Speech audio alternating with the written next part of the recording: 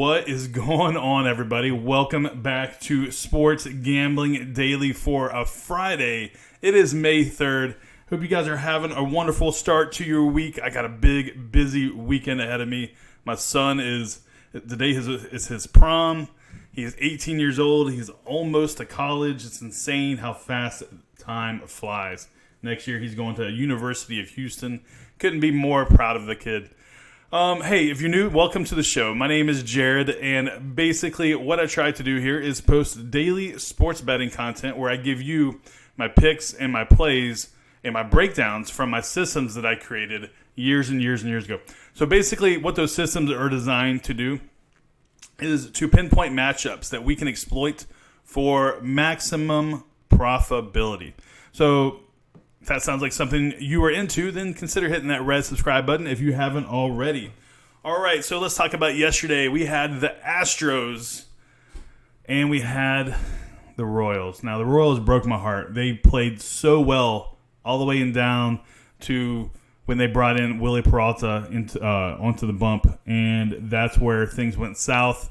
It sucks because Willie Peralta has been one of the most inconsistent pitchers in their bullpen, and they brought him in a high leverage situation, and it did not work out. I don't know what they're thinking about when they're considering putting Peralta as a potential closer for the Royals. Now, I know they don't have a lot to work with over there, but come on, Willie Peralta, that guy's been pretty trash so far. All right, so basically what we're going to do here is, the Astros, they got their ass handed to them by the Twins. We had plus 106 or plus 105 in that game, and it sucks. It fell through there. All right, so let's look at the season results. Brad Peacock shit the bed in that game. All right, so basically we are 142 wins on the year, 120 losses. This includes spring training. Now, we're up on the season. It doesn't feel like it, though, does it, guys? So we're up $2,270 on the season. That's good for almost 23 units. The reason why it doesn't feel like we're up is because we got out to such a hot start to start the season. We were up 36 units on the young season, and now we shot through the roof, and now we're experiencing a little bit of a downswing here. But this is why we have a 100-unit bankroll.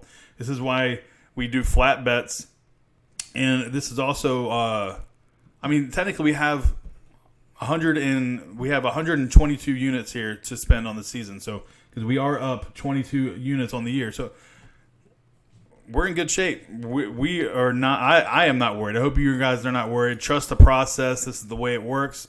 Hey, talking about trusting the process, come check out the Discord group. We have about 560 strong in this place.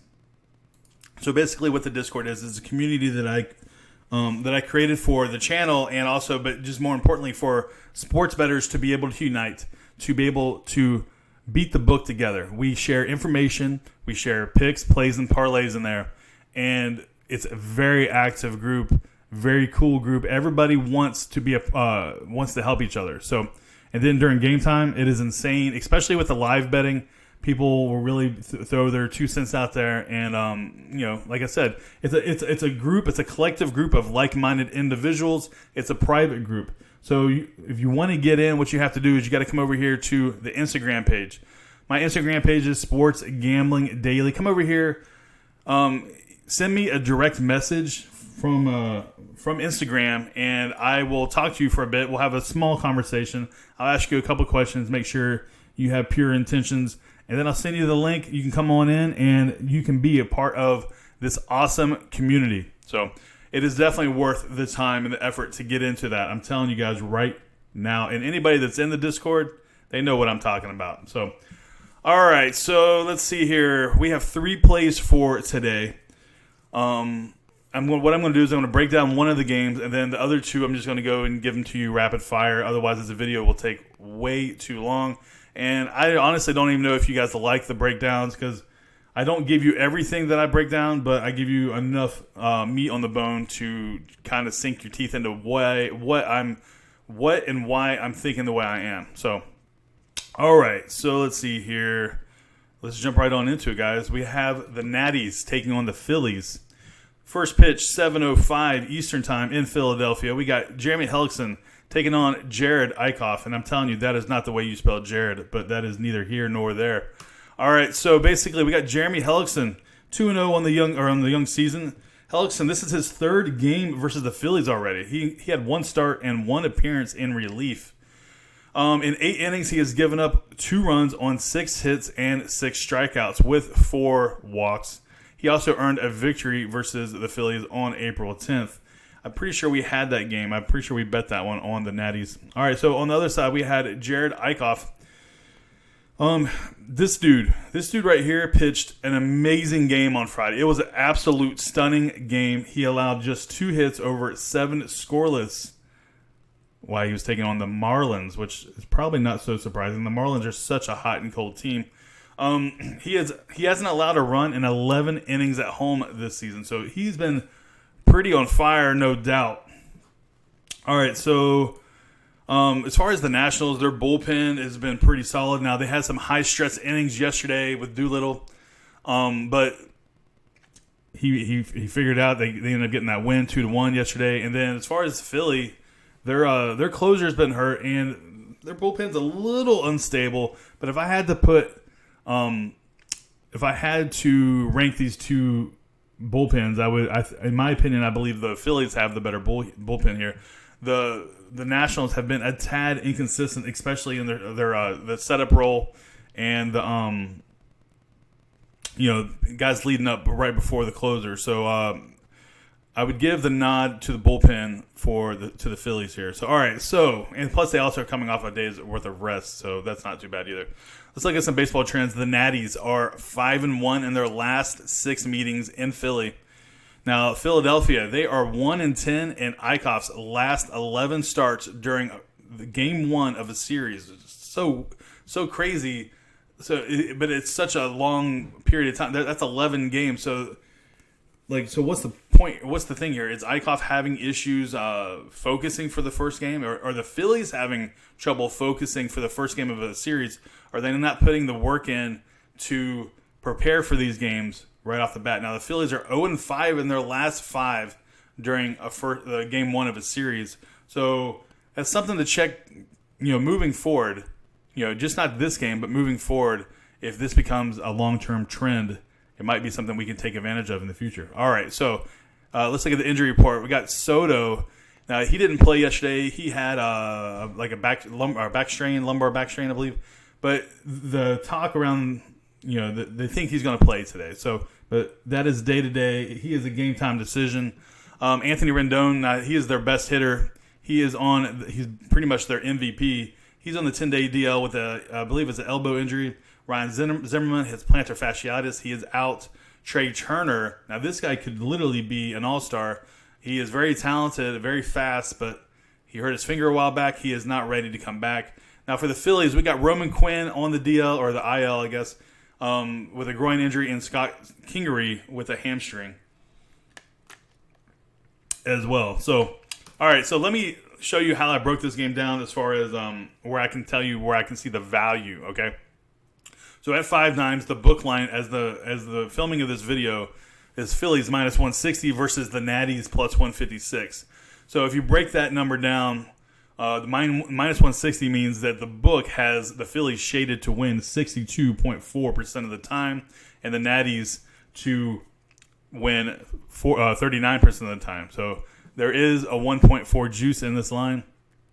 All right, so the true line, after I did my handicapping, after I broke it down, was Phillies minus 120, Natties plus 120. So I do see it just a little worse than a coin flip here. So Philadelphia 54.5, Natties 45.5. All right, so what are we going to do with all these numbers? Well, this is what we're going to do. So if we take the Nationals over 100 games at plus 156, you will come out with so you're going to win 45.5% of the time, right? So that's going to be winning. You're going to win $7,098. Now, on the flip side, you're going to lose 54.5% of the time. So you're not going to cash to the total of $5,450. That's a total profit of $1,648, which gives you basically a ROI, a return on investment of $16.48 per $100 you bet on this game. So there is positive expectation There's expected value here, and like I've told you guys in the past, if you can find and you put yourself in to positive expectations, just like the casino does when they roll out the roulette table or the craps table or the blackjack table, if you're not counting cards, is basically they just want your action because, yeah, they know they're going to go on some losing streaks, but as long as they can continue to get you in there and placing wagers, they're going to make that money because the house is always on a positive expectation front. So that's why they're making billions and billions of dollars. So on sports betting, if you can put yourself into that positive expectation, then over the long run, and this is how I've done it for so long, you're going to win money over the long run, okay? Yeah, you're going to go on some winning streaks, which are glorious, but you're also going to go on some downswings, which suck and make you question everything. But that's why you have to bet with your head and not your heart. Trust the system, baby. All right, I said all that to say this. Give me the Natties plus 156. I found that price at 5 dimes. So I typically only bet one unit on a play, but when 2 or more systems line up, then I will adjust accordingly. MLB System 4 and MLB System 6 say, give me the Natties. I said, yes, sir. So 200 to win, 312. That's where I'm at with the Natties versus the Phillies. All right, let's move on to matchup number 2. We got the Royals. You broke my heart, Royals, versus the Tigers. So this game, first pitch, is at 7:10 Eastern Time in Detroit. You have Jorge Lopez taking on Matthew Boyd. Now, Lopez, he got the no decision in the Royals' 9-4 win versus the Angels on Saturday. He only lasted 3 2/3 innings. He gave up 6 hits and 4 runs while walking 3. He did happen to strike out 2. So basically, the Royals won despite Jorge Lopez. Now, Matthew Boyd, on the other hand, this guy has been the model of consistency. He has turned in 5 consecutive quality starts. He's also racked up 48 strikeouts in just 37 1/3 innings. That equates to 11.6 strikeouts per 9 innings. I mean, that is freaking amazing. The guy's got some killer stuff. If you ever had a chance to watch Matthew Boyd, if you haven't, definitely give him a shot. Check him out because he throws some filthy stuff out there. All right, so basically for this game, I'm taking the Royals again. There's too much value at the plus 140, and you probably, if you wait a minute, you probably can get even a better line. So this just happens to be the price that during the filming of this video. So basically the Royals, they've actually been playing pretty well lately. So, they took 2 out of 3 from the Rays. They swept that doubleheader, and then they lost yesterday. So there's definitely some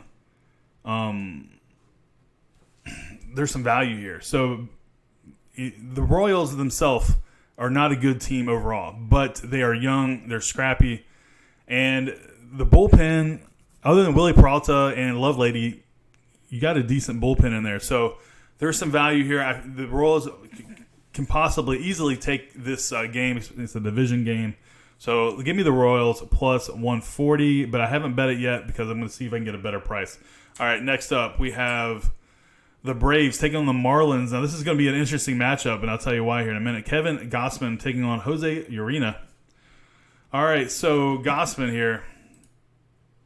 He's looking to get back on track after allowing 5 earned runs in both of his past 2 outings. The right-hander has dominated the Marlins over 7 scoreless innings in his season debut back on April 5th. Now, this could be a possible get-right game for Kevin Gausman because depending on what Marlins hitters decide to do in this game. Now, Jose Urena, man, this guy, did you guys remember this guy? Back in August 15th of 2018, very first pitch of the game, he plunks Ronald Acuna Jr. in the elbow, and it turned into a benches clearing affair where he ended up getting thrown out of that game and suspended.